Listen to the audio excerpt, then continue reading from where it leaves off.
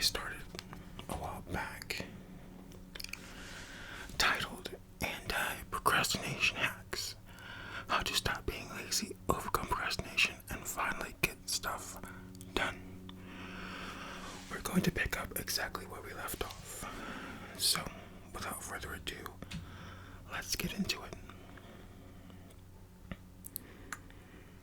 Step 3. Build momentum, the physics of productivity.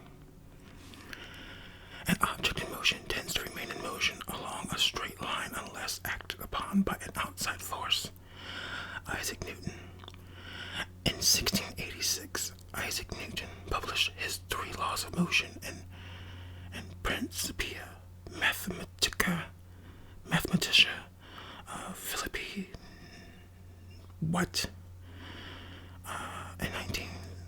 In 1686, Isaac Newton published his 3 laws of motion in Principia Mathematica Philosophiae Naturalis.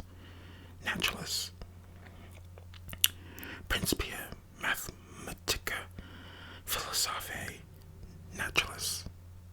I think I finally got that. In this publication, he wrote his first law of motion as follows: every body persists in its state of rest or of uniform motion in a right line, unless it is compelled to change that state by forces impressed upon it.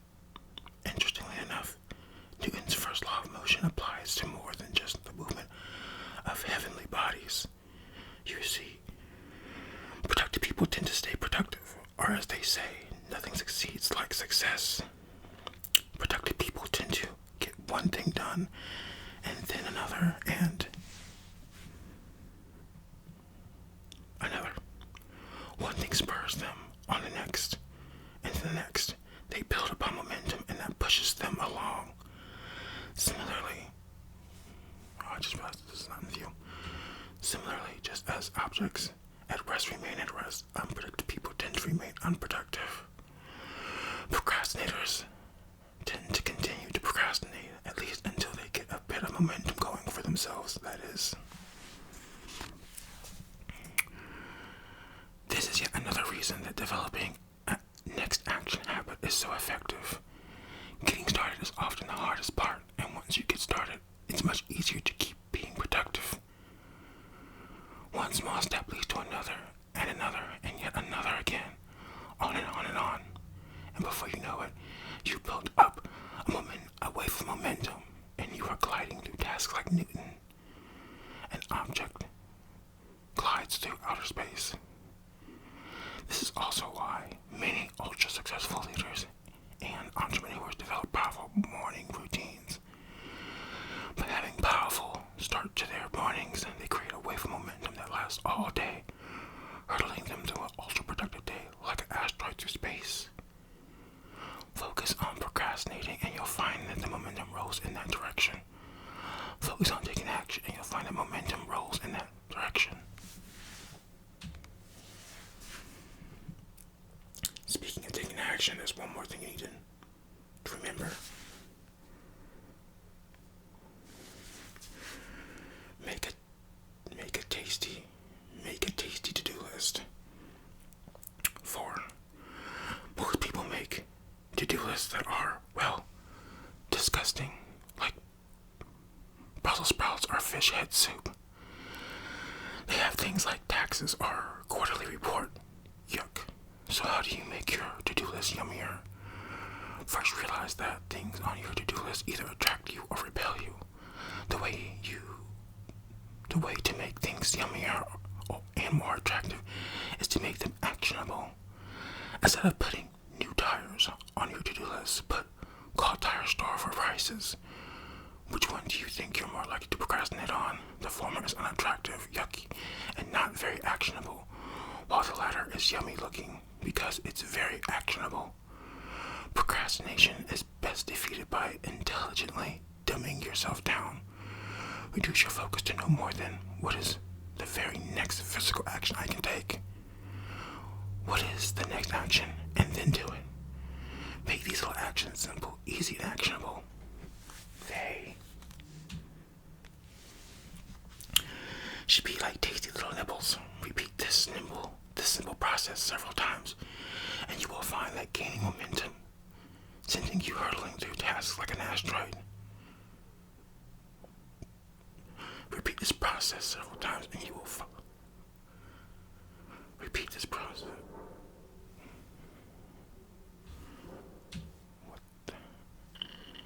Repeat this simple process several times, and you will find yourself gaining momentum, sending you hurtling through tasks like an asteroid. I do not know what is going on outside right now,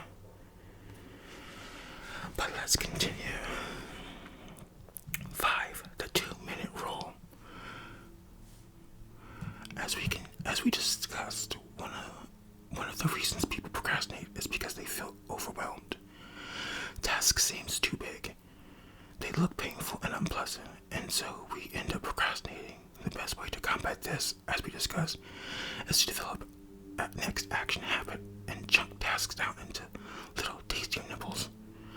Unfortunately, we often also end up avoiding little tasks along the way, such as quickly answering a short email or doing the laundry. And all these add up, requiring us to put in a Herculean effort just to catch up. Nobody wants to spend the weekend sorting through hundreds of unread emails and washing that mountain of clothes that's been piling up for the last month or so. As a result, we just end up procrastinating even more. That's where the 2-minute rule comes in. If something takes less than 2 minutes to do it now. Just get it out of the way. No more drowning in your inbox or having your apartment look like a landfill. If something takes less than 2 minutes, take care of it immediately. The 2-minute rule also applies to habits. If you're building a new habit, make sure it takes no longer than 2 minutes to execute. Otherwise, you are unlikely to consistently execute that habit long enough for it to become automatic. Apply the 2-minute rule to your life and you'll find that you are always on top of things. Tasks will no longer pile up into massive mountains of work that are just begging to be procrastinated on. The same goes for habits. If you want to make a habit of eating healthier, just grab a piece of fruit and eat it. It'll take less than 2 minutes and do it the next day and the next. Furthermore, because of Newton's productivity applicable law of motion, objects in motion remain in motion and vice versa. You'll likely find yourself starting to make salads, choosing water over soda, bananas over donuts, and so on. Likewise, if you want to make a habit of reading, just read the first page of a new book. It'll take less than 2 minutes. Once again, thanks to Newton's first law, you'll probably zoom through 3 chapters without even realizing it. Similarly, if you want to make a habit of exercising, just chuck on some running shoes and go out the front door. It'll take less than 2 minutes. And once again, thanks to Newton's first law, you'll probably end up going for a 20-minute run plus 30 push-ups when you get back. Procrastinating is almost always solved by simply taking the first step. The biggest obstacle to productivity is just getting started. Once you do that, everything else tends to fall into place. So just get started. As Lao Tzu said, a journey of 1,000 miles must begin with a simple step. Just write the first 5 words of that article or press release. Just eat 1 apple, lost 1 tooth, do a single push-up. Everything else will fall into place. That's the power of 2-minute rule. Once you get started, no matter how small and or insignificant the action may seem, the ball starts rolling. One thing leads to another, momentum builds, and before you know it, procrastination has long since disappeared from the rearview mirror.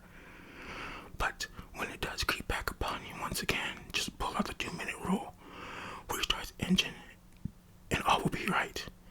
But don't worry about any of that. Just take 1 step, that first step. That's all that matters.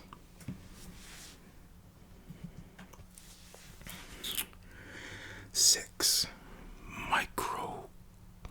set macro goals and micro quotas. Anthony Trollope was one of the most successful writers of the 19th century. He wrote 47 hugely popular novels, along with 18 non-fiction books and numerous short stories, plays, and articles. The most surprising thing about Jalopy, though, is that he achieved all this despite working a 9-to-5 job at the post office, doing his writings between 5:30 a.m. and 8:30 a.m. each morning. Now, writing a full-size novel is no small feat. In fact, it is far from uncommon for would-be novelists to quickly find themselves overwhelmed and, as a result, either quit or procrastinate themselves into oblivion. I'm sure you can, unfortunately, emphasize with this. Okay. So what was it that made Anthony Jalopy different?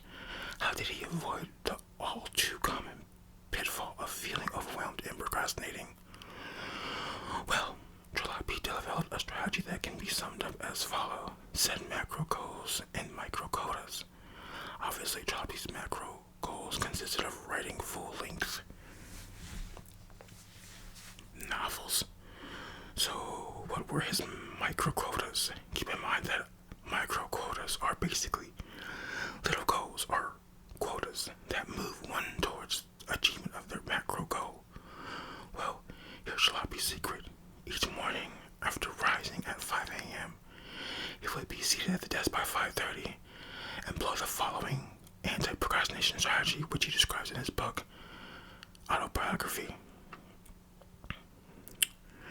It had at this time become my custom, and it is still my custom, though of late I have become a little lenient of myself, to write with my watch before me, to require of myself 250 words every quarter of an hour. This division of time allowed me to produce over 10 pages of an ordinary novel volume a day, and if kept through 10 months, would have given as its results 3 novels of 3 volumes each in a year. At first glance, Jalopy's approach seems dead simple. Despite the simple appearance of Jalopy's approach, it is ridiculously effective, and for so many reasons. Let's take a look at just some of those reasons and see what we can learn.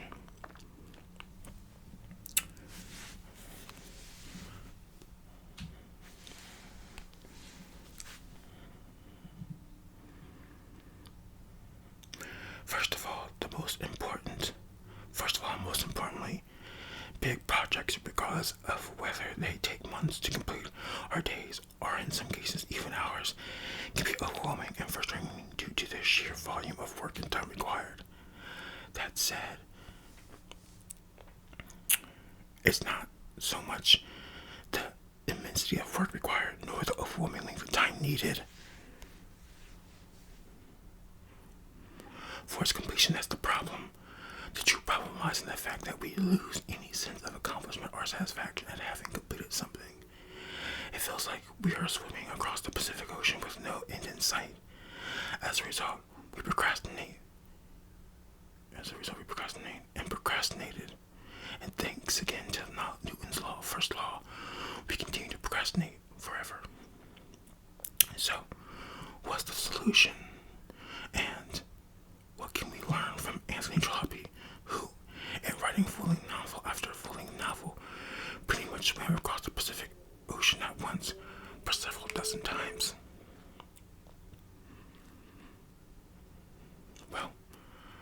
Well, Jalopy divided up.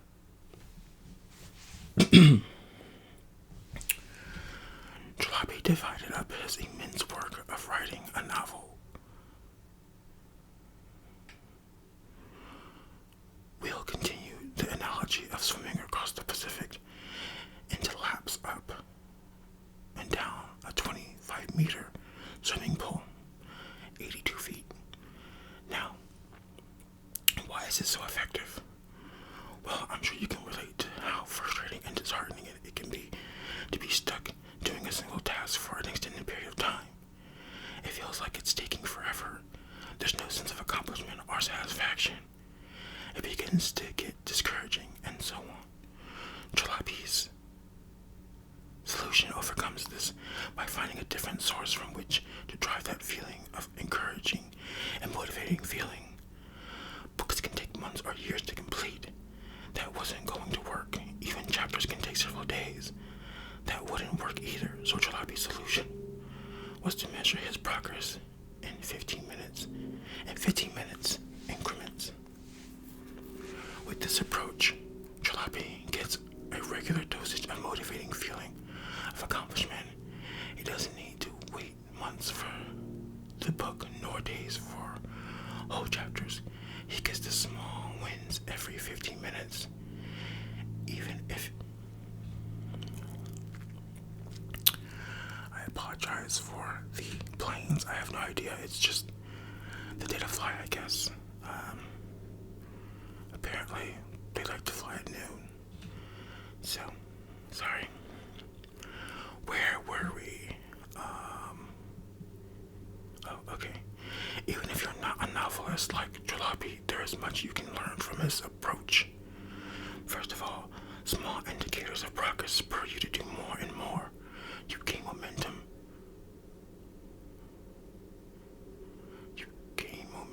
And become significantly more likely to finish the task. Secondly, these little accomplishments, much like effective morning routine, help to quickly develop your day into one with attitude of effectiveness and productivity. Am I hearing this right? What is that?